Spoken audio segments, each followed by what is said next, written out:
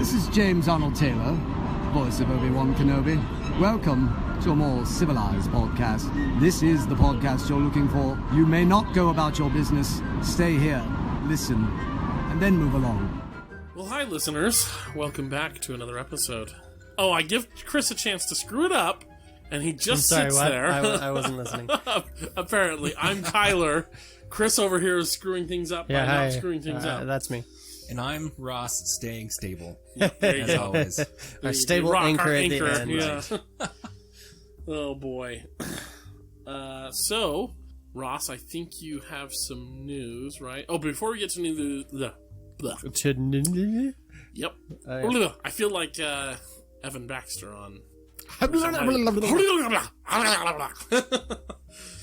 don't understand. Ross, have you not seen Evan Almighty? Bruce Almighty. Or Bruce Almighty, yeah. I have seen that, but I guess I've forgotten. Anyway. Before we get to the news, I just wanted to say we're continuing... Today's episode is a continuation of last week's episode. Oh, We're yes. talking about the religious influence on the Jedi and the Force. Yes. Okay. Ross, take away the news. The newsy news? No. Yep. Here we go. So, Chris here has added a couple of news items here late to the game that are worthy of note. I was browsing to make sure we'd have enough news for all the recording we All were the doing. things we have to do. Yeah. So, the first is... I'll just introduce them and I'll let you talk about it. Okay, cool. The first is Disney and cable companies are teaming up to mitigate piracy with password sharing. Yeah. Tactics. So basically, this is not directly Star Wars news, but it is Star Wars related. If you are at all interested in watching The Mandalorian and other Star Wars things on Disney Plus, Disney and Charter Communications, boo hiss, announced at this point a couple weeks ago that they had done a distribution agreement for programming for Disney Plus, ESPN Plus, Hulu, and that they're working together on piracy mitigation and to implement business rules and techniques to address such issues as unauthorized access and password sharing. So if you've ever tried to sign into a cable package and watch stuff online, you know that it's decidedly more of a headache than it is to sign into something like Netflix or Hulu at present. And I actually watched a video just this last week of, it was basically saying, it's like, hey, remember, it was a YouTuber, Movie Bob Chipman, talking about, hey, remember a couple years ago I made a joke about how at the rate we're going, we've got all these streaming services, we got these streaming services, we're getting more and more of them, and eventually they'll just start bundling together in the traditional cable, and we'll just be back to traditional cable but online. And then he was like, yeah, that actually is increasingly happening here, and he gave some references. That was like a day before this came out. Oh, really? Yeah. And so then that came out, and people posting on his video like, you knew, insider, what's going on? But yeah, so basically, it seems like Disney is trying to mitigate the account sharing. If you're listening to this, there's like a 75% chance that if you watch Netflix, you're watching it on someone else's account. Similar things with HBO Go and all of that. About the bundling, though, the advantage that this has is you can still pick and choose. Like, you don't... So they've got the Disney Plus, ESPN Plus, and Hulu Plus as a bundle for like $16 or something. It was supposed to be the same price as Netflix. Right, So- but it's not. It's more expensive. It was supposed to be, but it's not. And it's the price, and it's like $3.99. How much is or something Netflix like that. subscription? It's like $4. So it's like Well, only it's $1. $1. More. I know, Okay. but still, it's not. still more. It's not the same. Yeah, This is a factual But that still statement. put it in the competitor. It region. does, but it's not the same price. Like, it is more expensive. So Netflix. What I'm saying is Netflix is using that to say, well, they are more expensive. Stay here. But what I'm saying is you can still purchase them separately. Like I just couldn't I was care gonna say, less who than cares about about ESPN. Yeah. And frankly, sad to say, Hulu. Also, I'm just like, Well, and part of me is just kind of like, look, you can buy these 3 things, all of which we own and all of which we could logically put in one place for you, but we're not going to, so that we can bilk you out of more money. But for me, I'm like, I only really care about Disney Plus, which is still being sold as a separate service for the $6.99 and there is or that. $5.99, whatever it was. So I'm like, okay, cool. Until they start putting content you want on Hulu, because most of their more adult aimed stuff is going to end up on Hulu. Yeah. So once we start getting into the darker versions of Star Wars that are inevitably going to come along, they will probably be on Hulu, not on Disney Plus. And when that comes, they can have my pennies. But yeah, it makes me happy that they're not saying like this is the only way to get it is by purchasing Yes. like Yeah. cable does, you Yeah. know. Yeah. So that's So that is nice, but it is interesting. I just was like, yeah, I see that's how they're trying to mitigate the really low price for Disney Plus is by using some potentially draconian measures to try and keep you if from sharing Disney with anyone else. really wants to be on the cutting edge, they should make Disney Plus like have a binge mode that's not going to ask me if I'm still watching after 3 episodes to be like, listen, Netflix, I know what I'm about. I'll tell you when I'm done. I'll tell you when I'm Yeah. done. Listen. I think Disney is legally obligated to make sure you haven't died. Yeah, for real. Would they really care, though, as long as your subscription still keeps coming No, through? they don't care. That's why I'm saying they're legally Oh, okay. obligated. There But I you mean, go. if you die, your subscription is gonna stop. Yeah, if your subscription rolls over because no one found out you were dead, that would actually be to their benefit. Well, but Yeah. eventually those accounts will run out unless you're working. So, I Well, mean, yeah, naturally. Well, you know, 2 or 3 eventually. years But down you're the also road. not going to, Yeah. for that time, you're also not going to have any, food expenses, any of that. So Fair. they could potentially get another month or two out of you. Yeah. Yep. It's slightly morbid. Ross, what else do we Okay. have? It's a good thing no one from Disney listens to our podcast. I'm less concerned about getting sued for that one and more concerned about a Disney executive going, that is a solid story.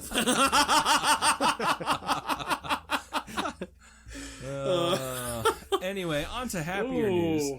A new comic book series has been announced by the author of the Vader and Son. Yes, Jeffrey Series. Brown. What was the... So You Vader, told us what it was, Vader but and you didn't Son write it down. is the original comic book. We've all seen those. Even if you haven't picked up the book, you've seen them online here and there of Vader with a child Luke, and they're all sorts of versions of scenes from the Yes. Yeah. they're telling Luke, pick up your toys. Yeah. And all sorts of things. And then he followed that up with Vader's Little Princess, which is Vader and Leia, of course. Good Night, Darth Vader, which is him trying to get them to sleep. And Darth Vader and Friends, which is just more of a broad, like, here's some more of all of this. And those were all really fun and good times and everything. And then he kind of hasn't touched that for a while now. But now he is releasing Rey and Pals. This is the first time he's done stuff that's not explicitly original trilogy stuff, though there were references to the prequels in those other books, like him out shopping with Luke and Luke deciding that the toy he wanted was the Jar Jar doll, and Darth Vader saying, no, absolutely not. Like a good father. That's not the toy you want. Well, and I feel like I've seen one or two with, the little Luke and little Leia, but with an Anakin, not a Vader. I don't think I've seen them from Jeffrey Brown, but I don't maybe. think so. I might be thinking of the wrong ones, because they vaguely look Calvin and Hobbes style. Oh, yeah, I've seen those like online, but this is not the same. It's not the guy. same ones. No. Okay. Yeah, never mind. yeah. I have seen the Calvin and Hobbes ones, and those are funny. those are fun. But it's on someone imitating Bill Watterson's style, Mhm. but it's not Jeffrey Brown. So yeah, we're getting Rey and Pals. It's a new collection from him, and those are fun. So hey, that qualifies. That's good news. It's mainly focused on all of the sequel characters. Yeah. Cool. Yep. So the image they gave us is a kids making a human pyramid with BB-8 and Poe and Finn and Rose and Holdo and Rey on top with her lightsaber and that Porg watching Because it's sport. because Porgs are great. Cool. That should be entertaining for all of you, the little Jedis running around.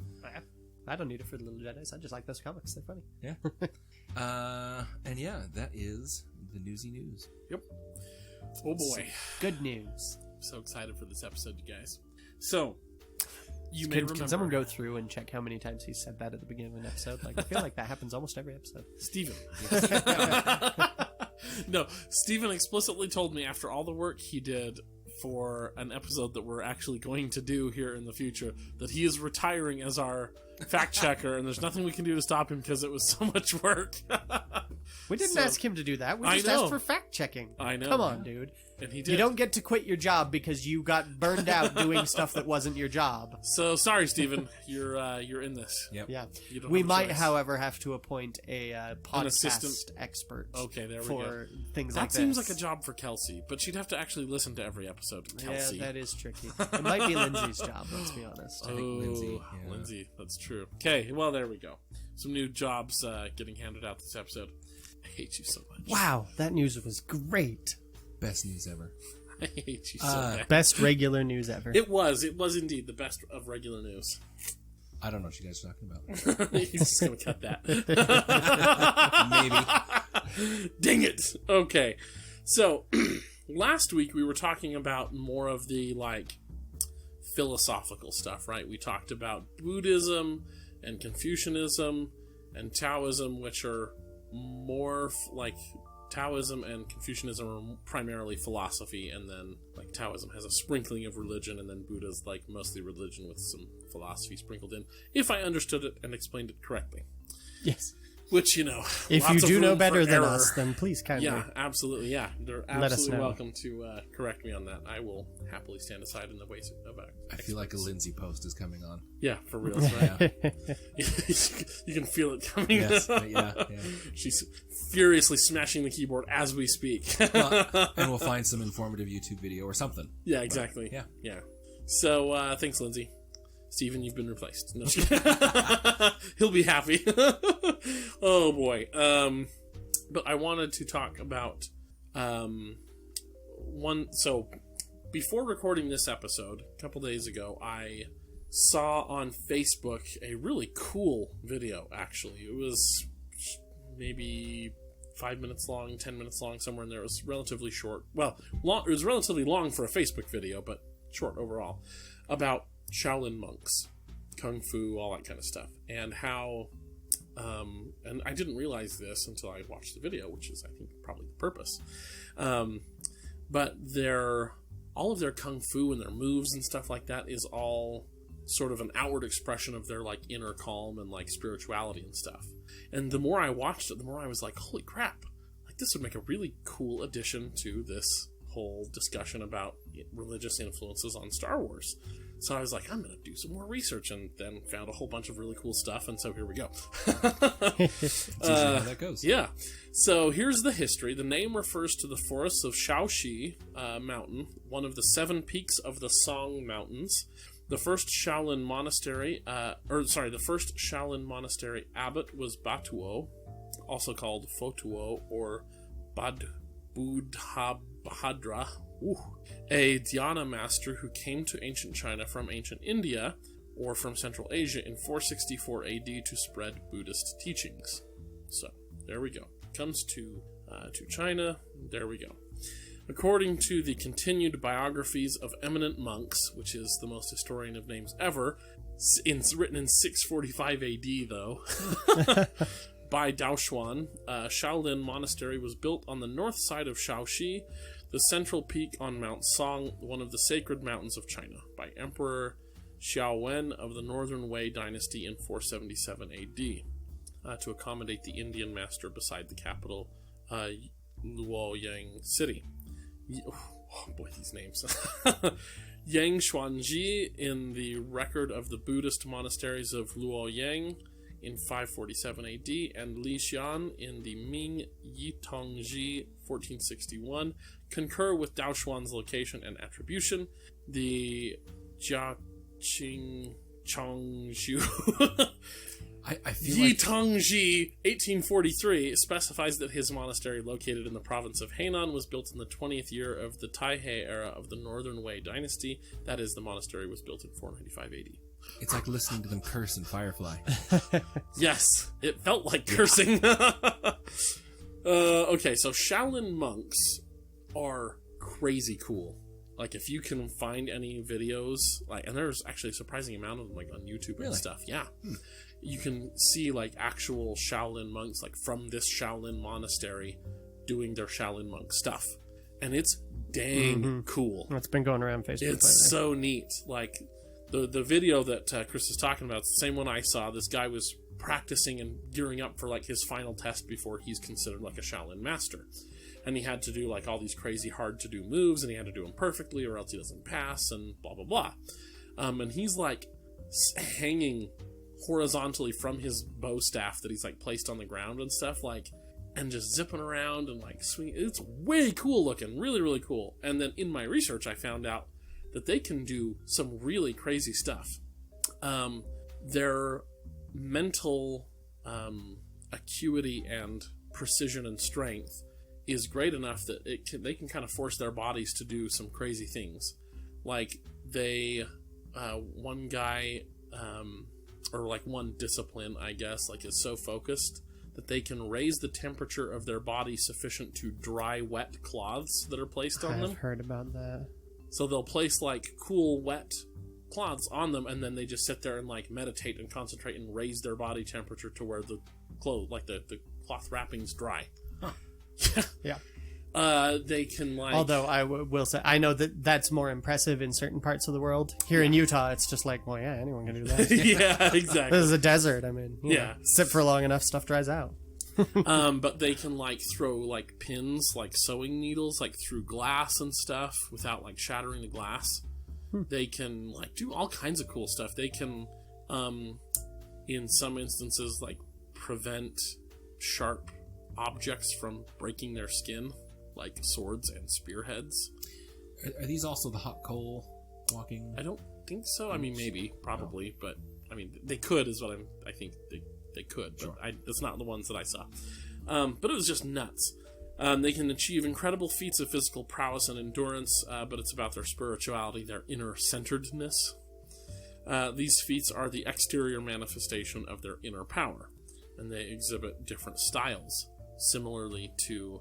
And this is why I included it here, right? Because the Jedi, that's kind of their feat, right? Is they can do kind of superhuman, unnatural things, right? They can catch sharp things, they can block, they can move really fast, they have, you know, really great mental stuff that sort of exhibits externally, you know.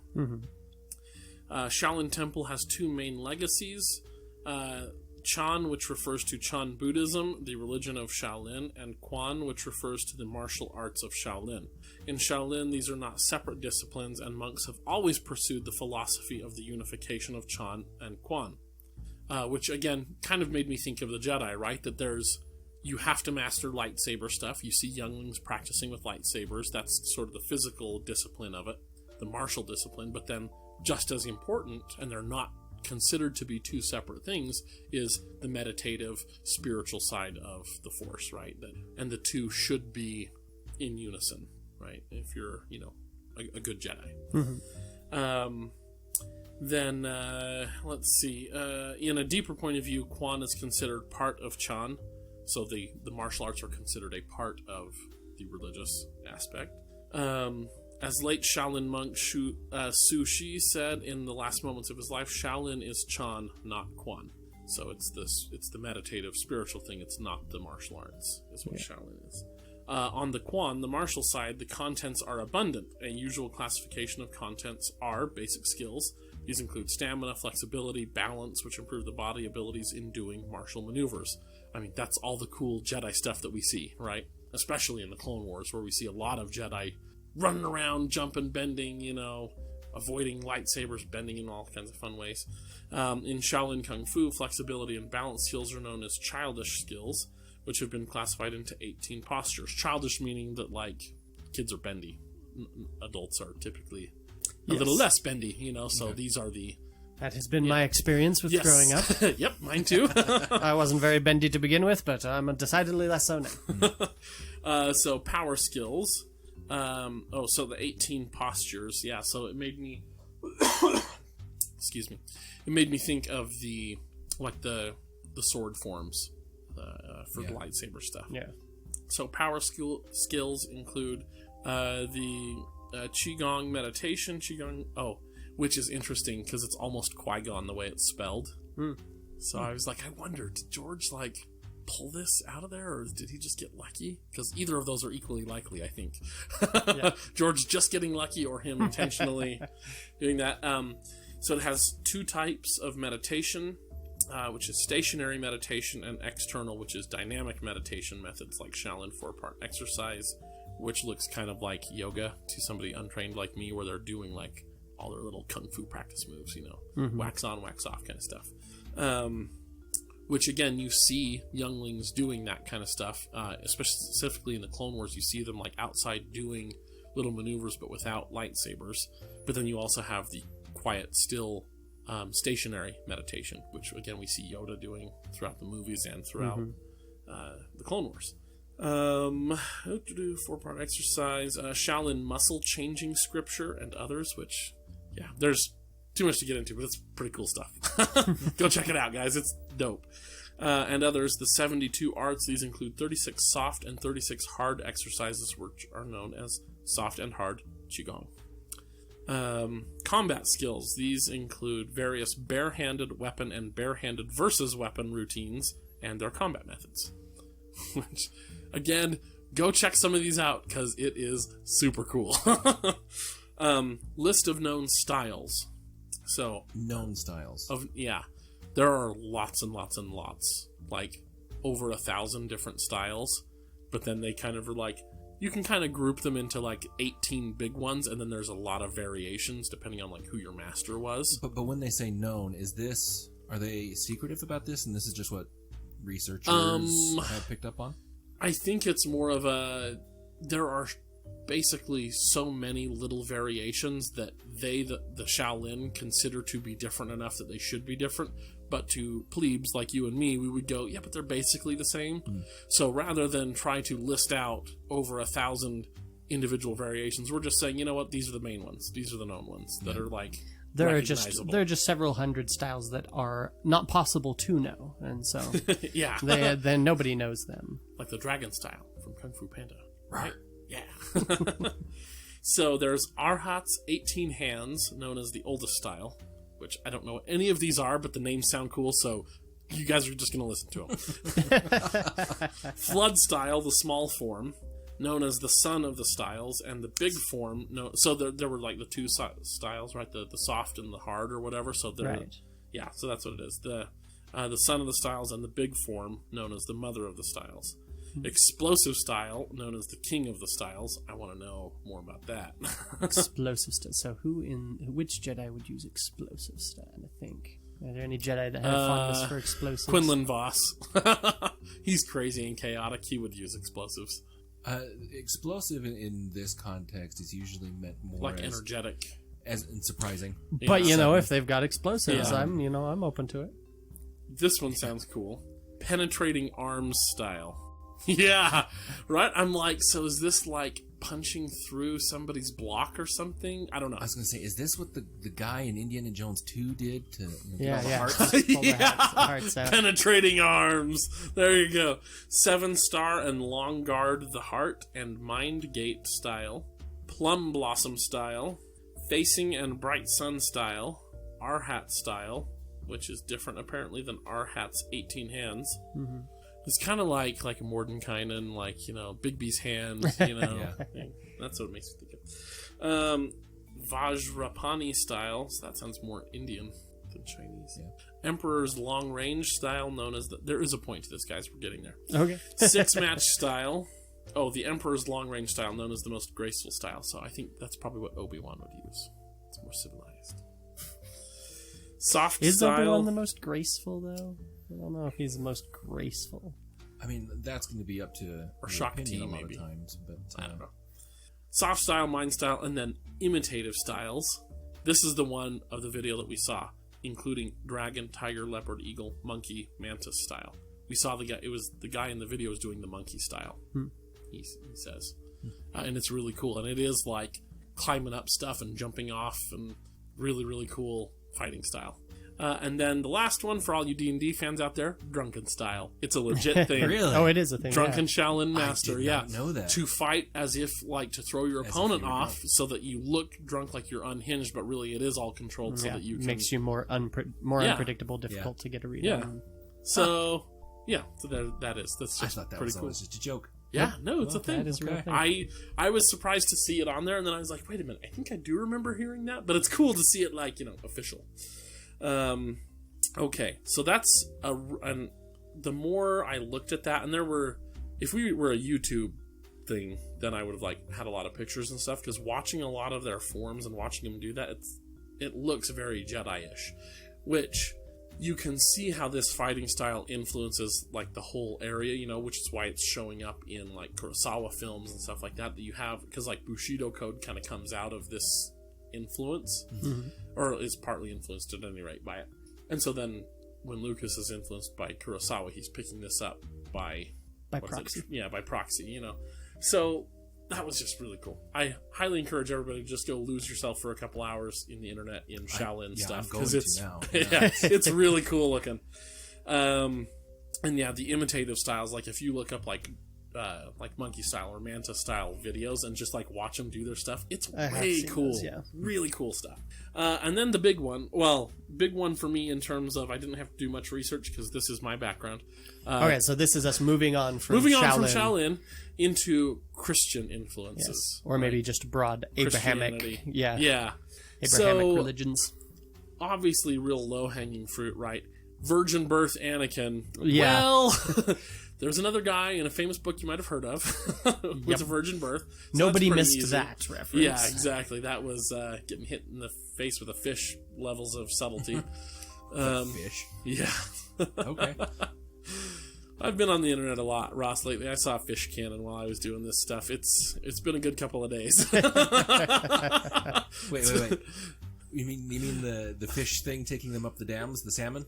Yeah, that somebody spliced into a GIF of him loading into the sucker thing, and then somebody pulling on a howitzer, and then cutting to another GIF of a big storm where a news lady actually gets hit with a fish. It's hilarious because it looks like they're totally loading it in, fire, and then a fish smacks this news lady. It's hilarious.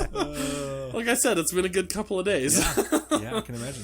Going down the internet rabbit holes. But also, back to being serious here. We're always serious. Always. Yeah, never a rambunctious moment on this podcast. Never.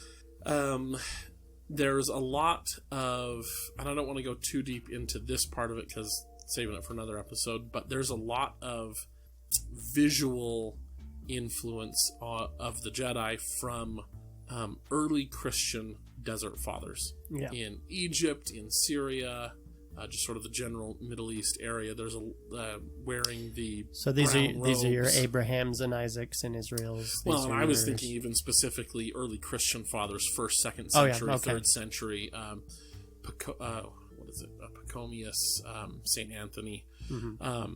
That they, anytime they're depicted, I mean, they look like Jedi. It's either like white robes and tunics, or like oftentimes a brown robe. Yeah. You know, There's a reason that delightful The long image beards, of Obi-Wan as next to a rosary goes around a lot of. It's true. My grandma Yeah. thought that this was a Jesus picture. Yeah, exactly. There's a reason that happens. You know, and then also just the beards that so many of the Jedi have. That's not really as much of a thing in the Eastern religions, but it's very much a thing in early Christian and any Abrahamic, really. Yeah, if you want to go back further to Jewish or even Or later in Islamic. Islamic, Yeah. But that big rich beard, and the longer it is, the more wise you are. You know, you look at somebody awful like. Is that the path? Dang it. Yeah, I know, right? No wonder Count Dooku was so powerful. Yeah. I was about to shave this thing too, man. I gotta hold on. But you know, you look at these wise masters, right? Obi-Wan, Ki-Adi-Mundi, Qui-Gon, right? Yeah. They've got the beard that shows that they've been around a while. Are there that many beards in Star Wars though? I don't know if there are. Or Oppo Rancisis, you know, his super long top knot is sort of the Asian version And of course, that. Luke Skywalker. Yeah, and Luke, you know, and Luke, old Luke. I'm looking at that now in sort of this light, and I'm just like, dang, dude, you could be in Coptic imagery, you know, Yeah. out of 1st century Egypt. There's a reason father. that young Luke was clean shaven, and then old experienced Luke has a beard. Exactly. So there's that And it's imagery not just as that he's a well. cranky hermit. There's a lot of more Abrahamic redemptive imagery throughout the series that we don't necessarily see as much in Eastern religions. But you look at Vader's arc, right?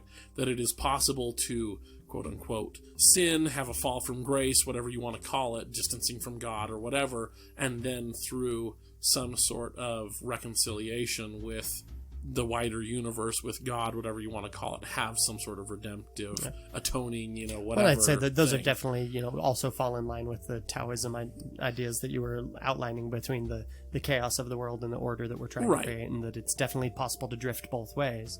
Right. but to specifically have I've made poor choices, therefore I'm evil, now I'm going to make a I don't know, Yeah. it seems to fit a little bit better in that respect Yeah. with Christianity, Judaism, Islam, more than like Taoism that are more or heavily Buddhism or based something on like the... that. Oh gosh, yeah, I've got to restrain myself, or I'm going to spoil the next episode we have. There are definitely significant parallels between descriptions from various religions about how the Holy Spirit works, in Christian and other Abrahamic religions, true. and the way that people use the Force, between prayer being similar to meditation, trying to find a peaceful state and commune with the Spirit. It's very similar to the meditative aspects that we see in both the religions we discussed. You can turn to this spiritual guidance for guidance, right? Mm-hmm. That we we might not know where to go, and so Obi-Wan kneels down and sort of closes his eyes, he's kneeling down almost as if in prayer, right? And of course in Star Wars it's meditation, feeling out through the Force, and then we need to go this way, but the idea of being guided by this greater thing, right? Is kind of more Christian rather than necessarily. You mean it controls Buddhist or your something. actions? But it also obeys your commands. Which I guess, even if you want to take that quote, though, that is kind of a theme that we see in particularly the Old Testament, that the Spirit of God will guide prophets to do things, but also the prophets can command things. Elijah gets made fun of is it Elijah? Elias. Elias gets made fun of for being bald, and he's like, well, how about a bear comes eat you? Let's command that, well, I guess, that's a bad example. I was going to say Abraham, and then the Sodom and Gomorrah getting destroyed, and I was like, but he didn't actually call that, so that doesn't count. Mm-hmm. But yeah, there are lots of instances like that. Yep. I would say another thing that you could point to that I'm sure this was not a deliberate thing, but it is definitely a mirror. We're all LDS, Latter-day Saints, but both with Church of Jesus Christ of Latter-day Saints and Islamism and other Christian religions to a lesser degree, but those two in particular have a very strong sense of this cycle of a prophet comes and teaches the truth, pulls people towards these teachings, and then there's a falling away from that, and another cycle of this, and that repeats over and over and over again. It's a major tenet of Islamism. It's a major tenet of ours, and that's definitely a thing you can see happening, at least in this era of the Force, where it's like you've got the Jedi, and then they're cut down, and then there's this falling away, and then Obi-Wan and Luke come along, and then there's this falling away again, and now we're getting another iteration of this cycle with the sequel trilogy. And I was going to say, even in the extended canon in books, we learn of other history in the past where that's essentially that cycle. And with the old canon, definitely when you had like Knights of the Old Republic and everything, definitely are showcasing more of that. Up, but this is the Jedi sort of wane, and then the Jedi will kind of get their act together and come back a little bit. So there is that pattern. Excellent. That's a good point. I thought about that. And then, without spoiling too much for future episodes, again, in episode 8, there's a lot. Man, I'm so conflicted about episode 8. There's so much that I hate, but there's so much that I love about it too. The sacred texts, right? The sacred texts of the Jedi. Mm-hmm. Very, very Christian in their look. That, ancient writings, especially like with the gold leaf and the illuminated manuscripts when they open the books and stuff. I was looking at that. I'm like, dang, you talk to medievalists. This makes me so happy. we finally get recognition. And are you comparing that to like the really ornate pages we would see, like monks? Yeah, that's what an illuminated manuscript is. Illuminated just means, in this case, bright. Illustrated. Basically. Well, because illuminated just means with light in it. So it's not just black and white. It has color. And so that's where they would decorate it. And this is real life, right? Yes. So that's where they would decorate, the page of the Bible with, Adam and Eve's story here and the flood over here to help ignorant people get it. The super fancy first letter. Yeah, exactly, to mark a new chapter or something like that. Right, exactly. But then when we see Luke and Rey opening the books, we see similar stuff. Of course, it's all Star Wars stuff, which I want, because like they apparently like did come up with like a language or something for that text, even though it's not Arubish. I need to look and see if Somebody's cracked the code. I'm sure somebody has by now, but I want to translate it. All it translates to is you nerds have too much time. Yeah, for reals. I would hope not, though. I mean, if you're going to that effort, No, you might as I well. doubt. I highly doubt that any of the current creators of Star Wars would take that approach. Even as a joke, they'd be like, no, let's put something worth their while in there for them to find. But So, yeah. What else about Christianity? Maybe I should have made a list.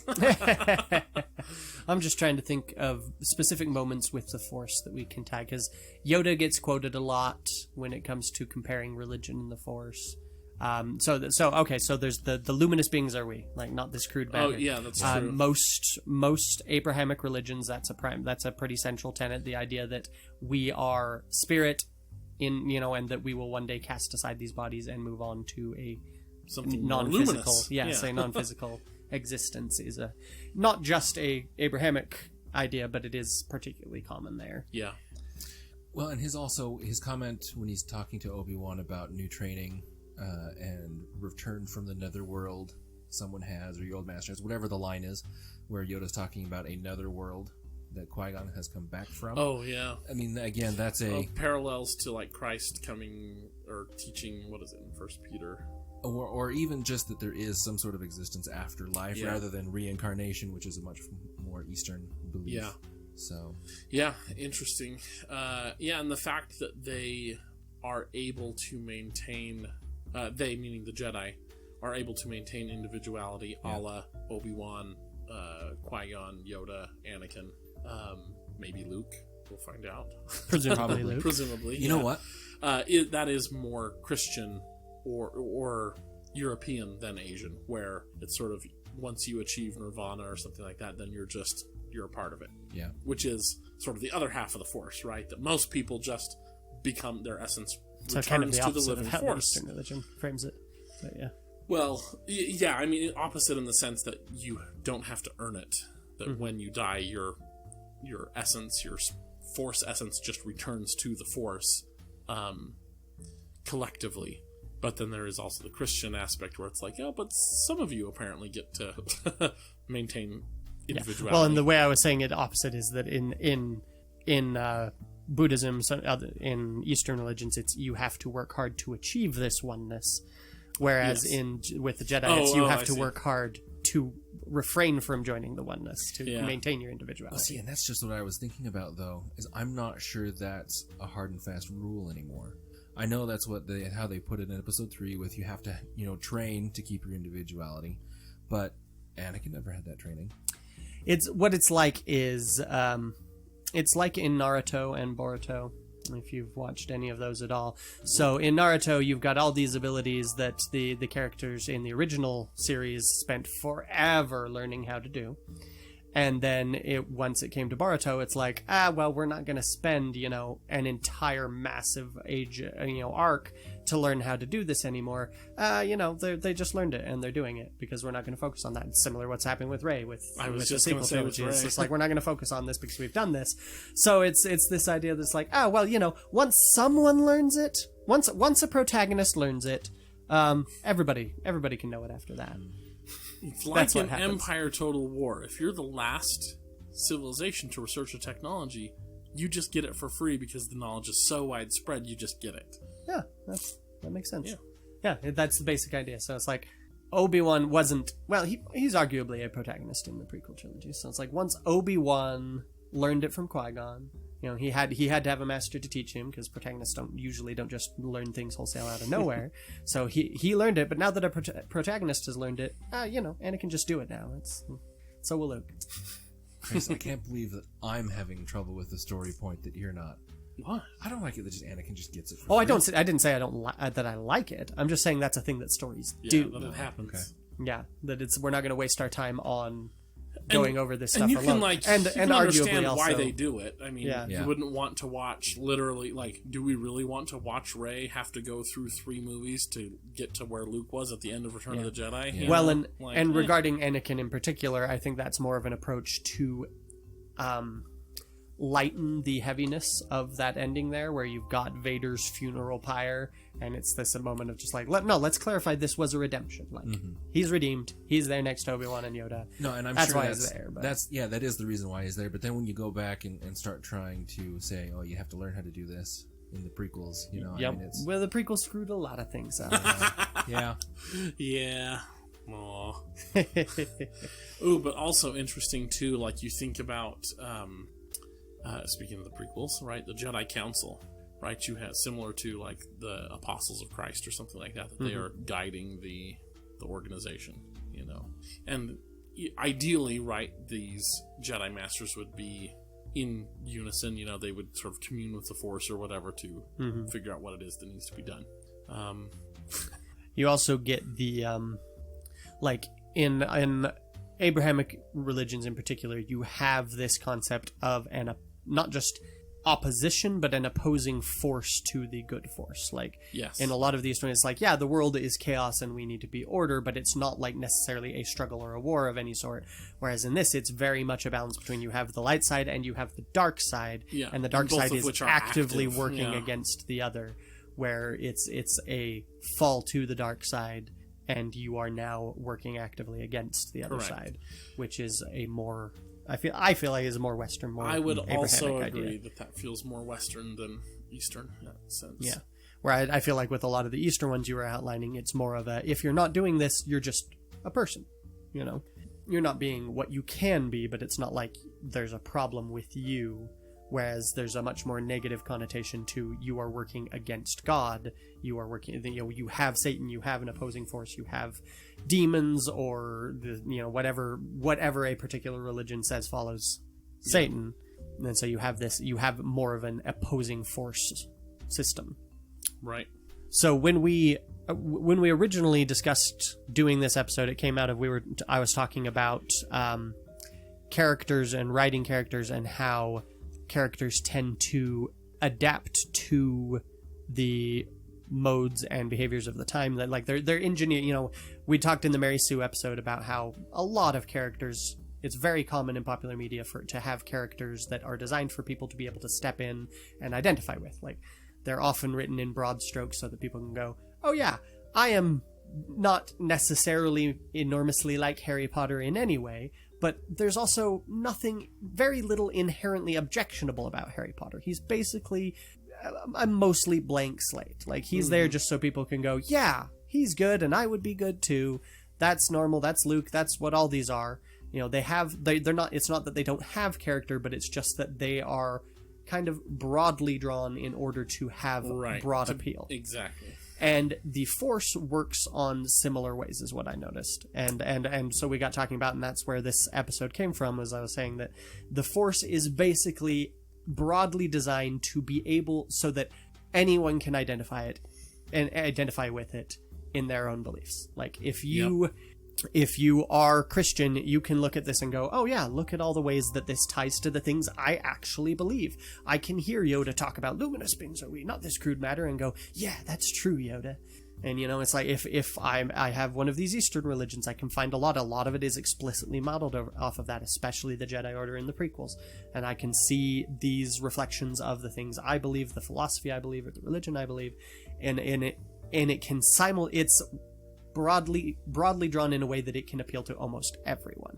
If you're none of the above, you're just a hippie talking about peace and love and getting high. Well, you know what? It actually works pretty well. Like, in the 70s when this came out, it was basically just like, hey, you're gonna save the day by being really chill, bruh.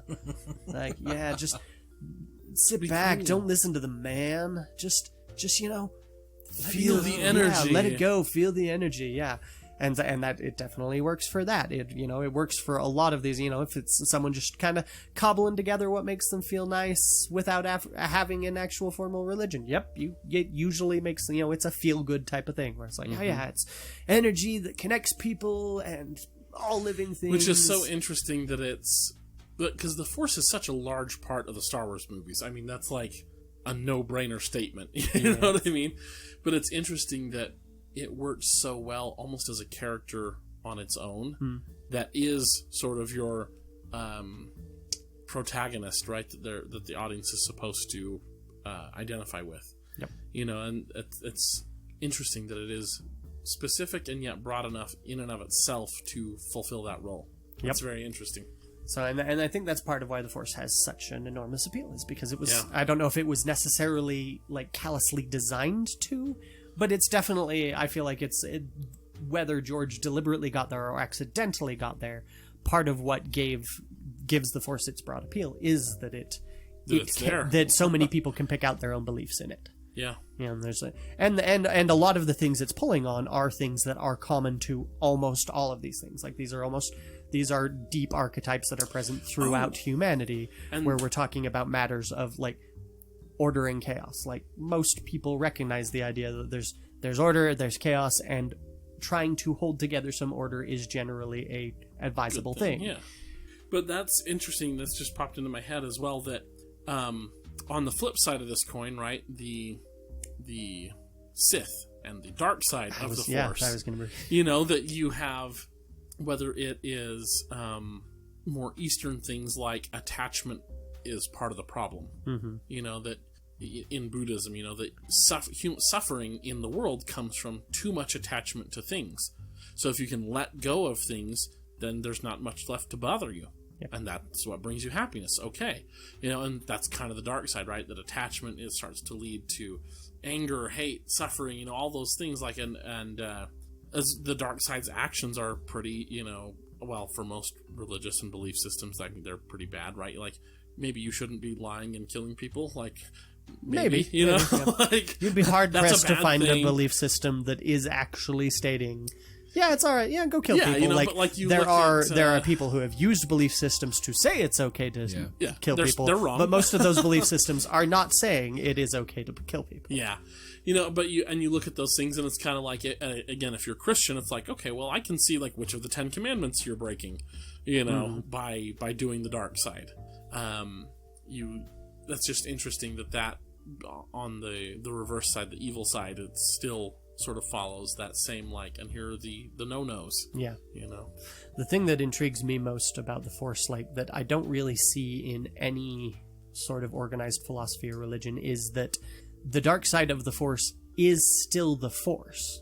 You know, that it is Yeah. this, like, that's, you know, within Christian parlance, that'd be like, yeah, you have the power of God, and Satan is misusing the power of God in a bad way, which is like, that's not necessarily that's not the power. It's two opposing powers there in most religions. Yeah. So Whereas it the does- Force it is a little different there.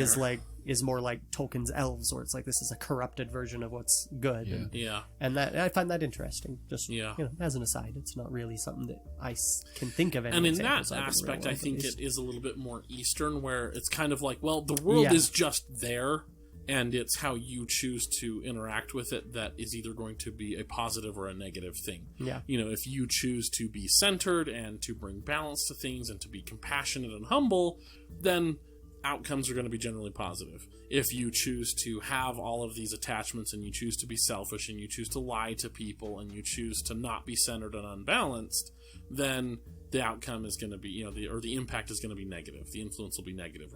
And so in that sense, the Force seems much more Eastern in terms of, because again, that's like you said, in Western stuff, in European stuff, Christian, Abrahamic religions, you know, it is two opposing forces.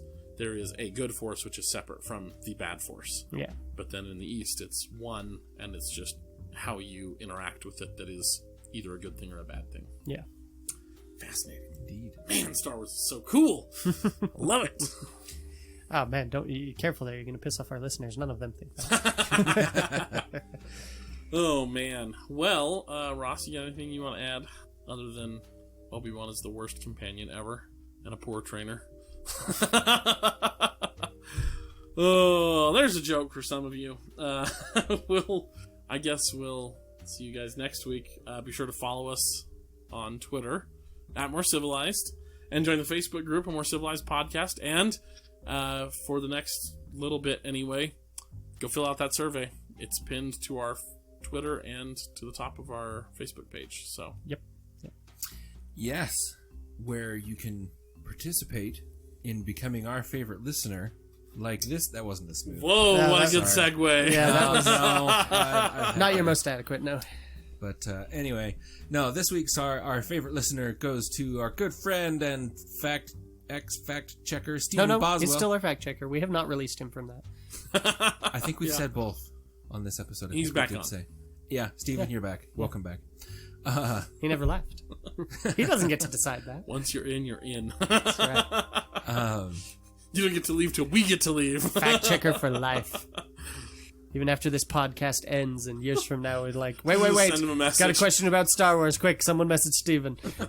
I must be dead in that scenario. I was going to say nothing. Tyler's the first line for me. But, Well, I'm assuming we're talking to you, and you don't know, so therefore yeah. we're checking Well, with that's Steven. fine. There we go. There we go. Anyway, he's our favorite listener for this week for his meme posting.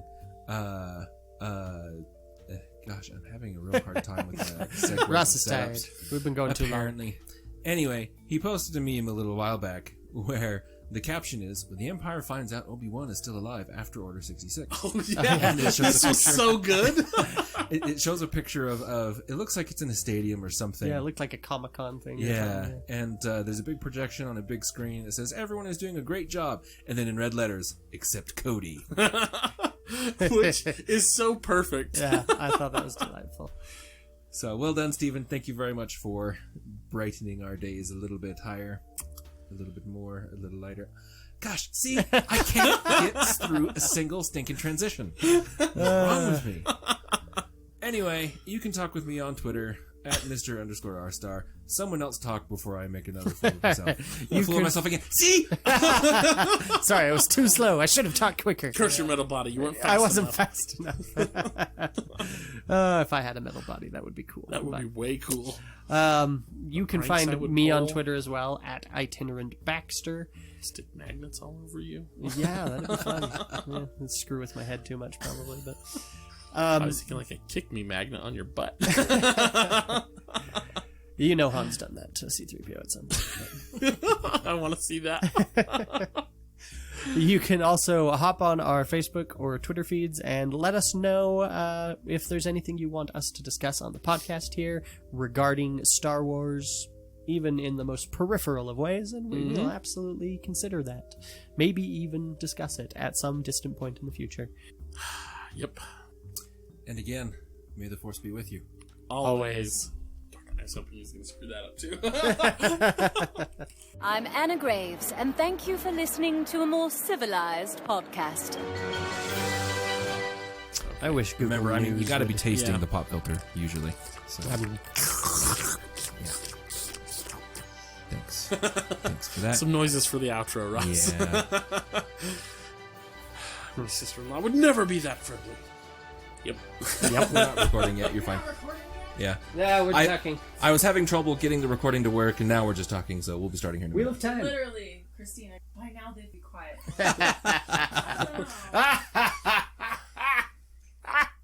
That's good.